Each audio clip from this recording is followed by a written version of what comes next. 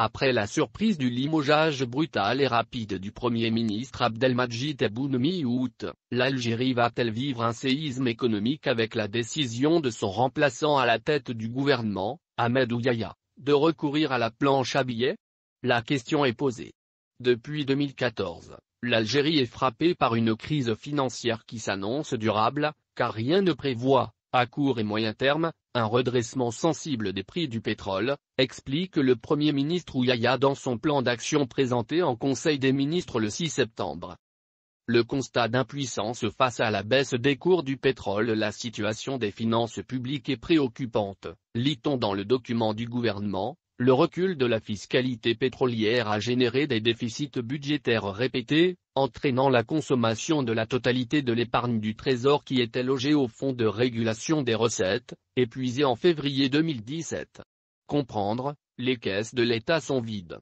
La situation demeure extrêmement tendue pour le budget de l'État. Dans la situation actuelle, l'année 2017 sera clôturée avec des difficultés réelles, alors que l'année 2018 s'annonce plus complexe. Ouyaya, déjà chef de l'exécutif entre 1995 et 1998, avait eu à gérer les douloureuses conséquences sociales de l'ajustement structurel, plan de redressement économique imposé par le Fonds monétaire international, FMI, à l'Algérie afin de rééchelonner de la dette auprès des créanciers internationaux. Il définit clairement les deux risques que produirait la crise, ou bien une incapacité à assurer la dépense publique, avec des conséquences économiques, sociales et même politiques périlleuses pour le pays. Ou alors, un processus de perte de souveraineté économique commençant par un recours massif à l'endettement extérieur avec, à moyen terme, une incapacité à honorer le service de la dette, entraînant le recours aux institutions financières internationales, en contrepartie de mesures économiques et sociales draconiennes. Face à cette situation, quelle est l'option choisie par Bouteflika et adoubée par Ouyaya?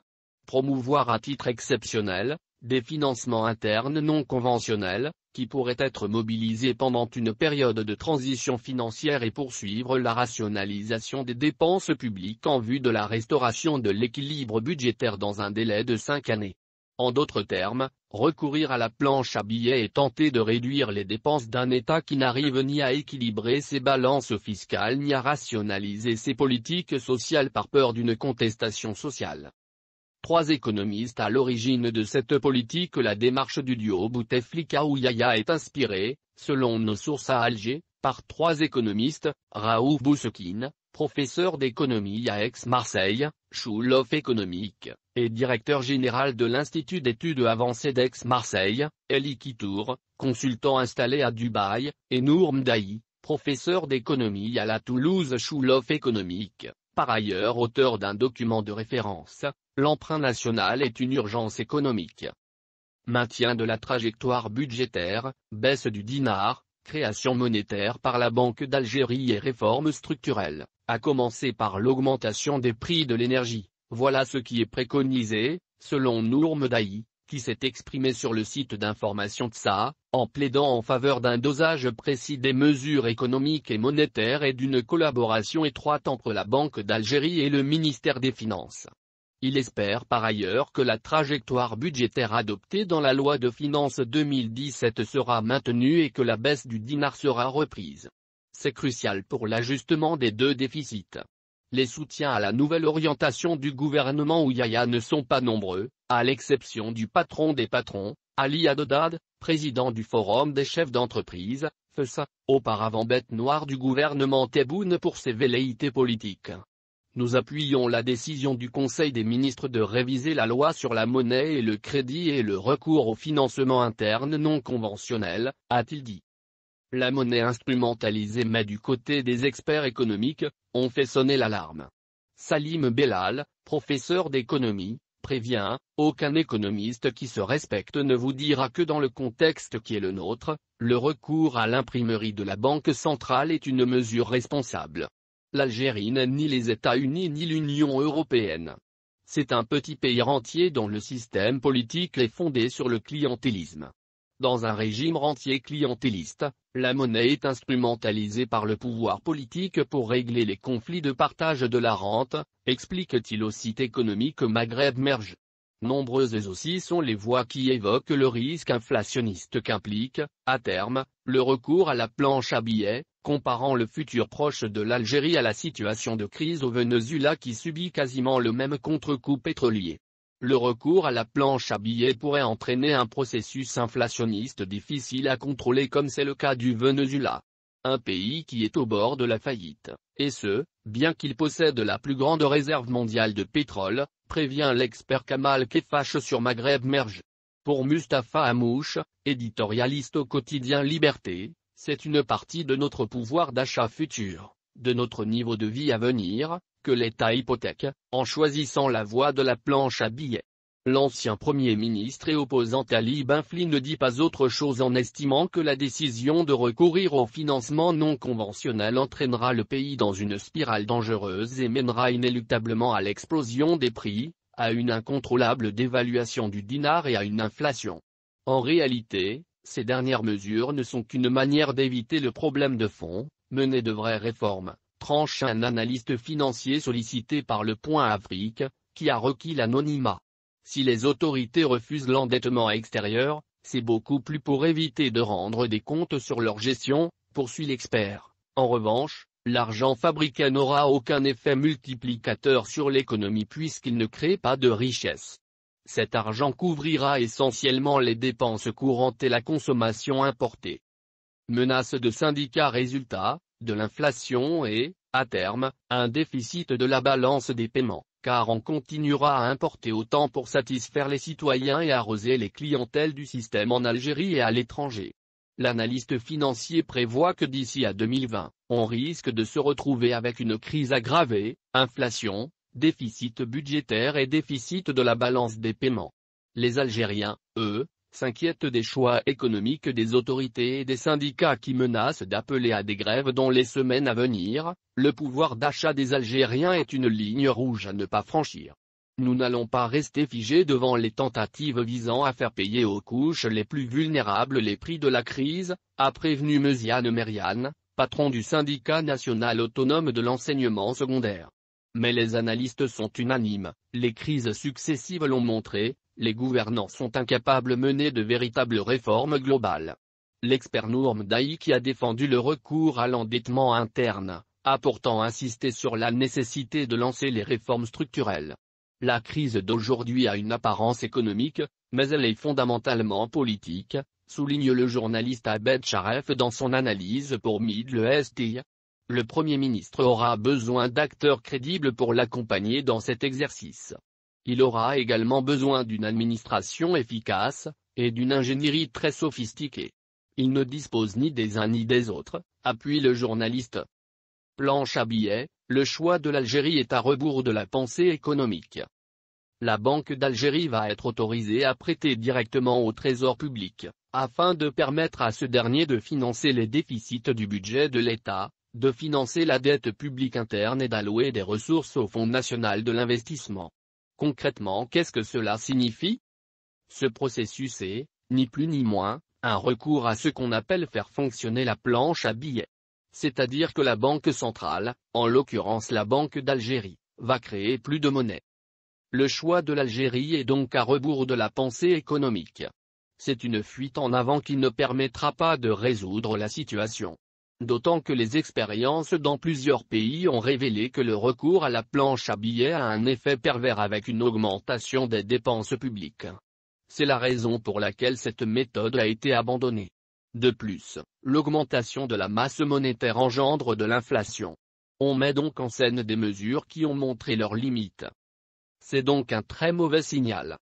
Cette décision ne permettra pas d'aboutir à une amélioration économique. Il n'y a aucune perspective. Il s'agit de mesures court-termistes en attendant le scrutin de 2019. L'augmentation de la masse monétaire va engendrer une hyperinflation, faire perdre de la valeur à la monnaie nationale et rendre les importations, dont dépend le pays, beaucoup plus onéreuses. Dans cette situation, on peut s'attendre à une réaction dans l'urgence qui va consister à mettre en place un contrôle encore plus strict des changes. Dépendance au pétrole, surfacturation, recours à la planche à billets, le scénario était peut-être fantaisiste ou exagéré il y a quelques mois mais il semble que l'Algérie soit en train de se transformer en Venezuela. En effet, ce sont les mêmes méthodes qui sont appliquées avec les conséquences que l'on connaît. Le financement de l'État par la Banque centrale est une fuite en avant déjà utilisée par le Venezuela avec des effets délétères. Cela a entraîné une création monétaire incontrôlée qui a causé de l'hyperinflation et une perte de crédibilité de la monnaie. Elle s'est traduite par un effondrement de son cours sur le marché noir. C'est, en économie ouverte, l'exemple à ne surtout pas suivre. Quelles sont les mesures justes qu'il faudrait mettre en place? Pour avoir une économie saine, il faut une banque centrale indépendante. Cette dernière a vocation à juguler l'inflation et non à être réduite au rôle de créer de la monnaie. L'État doit se financer auprès des marchés financiers, des investisseurs étrangers ou nationaux. Et pour que l'État puisse emprunter à des taux attractifs, il faut qu'il gère correctement ses dépenses publiques. Le Premier ministre Ahmed Ouyahia a annoncé lundi à Alger l'élaboration d'un projet de loi amendant la loi actuelle sur la monnaie et le crédit et qui ouvre la voie au financement non conventionnel de l'économie nationale. C'est imminent. L'économie algérienne est-elle prête structurellement pour ce type de financement? Pour pouvoir financer le déficit budgétaire par la planche à billets, il faut faire sauter un verrou légal, celui de l'article 46 de la loi sur la monnaie et du crédit, qui limite le découvert du trésor public à 10% des recettes fiscales ordinaires, qui sont budgétées à 3 435 milliards de dinars, les recettes fiscales pétrolières, qui sont estimées à 2 200 milliards, n'en faisant pas partie. Ces 10% sont, en effet, loin de pouvoir couvrir le déficit projeté de 1 247 milliards de dinars, qui est encore, selon moi largement, sous-estimé. Notre pays est, bien entendu, loin d'être prêt à assumer les risques qui découlent d'une telle politique pour le moins hasardeuse. Ce qui est recherché témoigne du refus d'assumer les réformes structurelles à entreprendre. Des réformes nécessairement douloureuses et qui demandent le courage que seuls des responsables élus peuvent assumer. Une politique hasardeuse car elle aggravera l'inflation, en laissant intacts les déséquilibres structurels de notre économie. Une politique faite de gaspillage de ressources et d'un manque flagrant de clairvoyance. Elle se substitue aussi à la volonté d'admettre que du fait même des déséquilibres de notre économie, nous maintenons un taux de change qui favorise le gaspillage de ressources. Y a-t-il une alternative à ce type de financement? La surévaluation flagrante du dinar s'apparentant à une subvention déguisée, un réajustement monétaire pourrait donc être une solution alternative au financement par la planche à billets, en ce qu'il permettrait d'engranger de grosses recettes fiscales et d'éponger le déficit budgétaire. Mais il serait politiquement assumé et conduirait à mieux gérer nos ressources en devises. Si les deux solutions traduisent l'échec de la gouvernance et conduisent à faire baisser la demande globale du pays, la dévaluation est en revanche une solution de type économique dont on connaît les effets négatifs et positifs, comme l'encouragement aux exportations. Le recours à la planche à billets ne possède, par contre, que des inconvénients. Outre son impact inflationniste, il provoquera une cascade d'autres effets négatifs, comme une flambée du chômage. Sa principale tare est de prendre les Algériens par derrière, à leur insu, tout en permettant aux autorités d'accuser qui bon leur semble. Les spéculateurs, par exemple. Enfin, l'hypothèse d'une modification de l'article 45 de la loi sur la monnaie et le crédit n'est pas à écarter.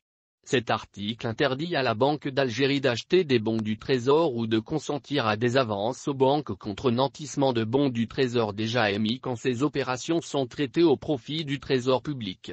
La conséquence de telles opérations est la même, à savoir l'émission monétaire sans contrepartie. Certains experts disent que le financement non conventionnel va entraîner un processus inflationniste qui peut rééditer le scénario chaotique du Venezuela en Algérie. Quels sont les risques que court le pays en adopter une telle mesure?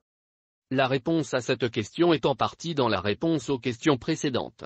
La référence au Venezuela est pertinente au vu des modèles de gouvernance économique semblables, largement centrés sur la dépense publique et les subventions, et à leur dépendance du pétrole et du gaz. Alors, oui, un processus inflationniste, accompagné d'une régression économique, état dit de stagflation, est très envisageable dans notre pays, comparable à ce qui prévaut au Venezuela. Les mêmes causes ne peuvent engendrer que les mêmes effets. Après les allusions, voici venu le temps des aveux. Le Premier ministre, Ahmed Ouyaya, vient de lâcher une bombe d'une extrême puissance. L'État est au bord de la faillite et si ce n'était le recours à la planche à billets, le Trésor public n'aura même pas de quoi payer les fonctionnaires lors du mois de novembre et décembre. Sans cette solution, qui permettra le recours au financement interne non conventionnel, nous n'aurions pas de quoi payer les fonctionnaires dès novembre prochain, aurait ainsi avoué le Premier ministre devant les chefs des partis de l'alliance présidentielle. Les propos du Premier ministre ont été rapportés par Le Soir d'Algérie dans son édition de mercredi. Il y a quelques jours, Ahmed Ouyaya a également indiqué que sans l'adoption de la nouvelle loi sur la monnaie et le crédit, nous aurions de graves problèmes en novembre ou décembre. Maintenant, la crise est derrière nous, avait-il avoué en réponse aux critiques de l'opposition. Le recours à la planche à billets a été décidé suite à l'épuisement de toutes les réserves dont dispose le pays. Le déficit budgétaire était comblé auparavant par le Fonds de régulation des recettes. Mais cette caisse, dans laquelle le ministère des Finances mettait l'excédent des recettes fiscales provenant de la vente du pétrole, est épuisée depuis février dernier. Le gouvernement devra donc trouver au moins 20 à 30 milliards de dollars chaque année. Une solution qui peut donc régler le problème dans l'immédiat mais qui causera, à court terme, une inflation endémique.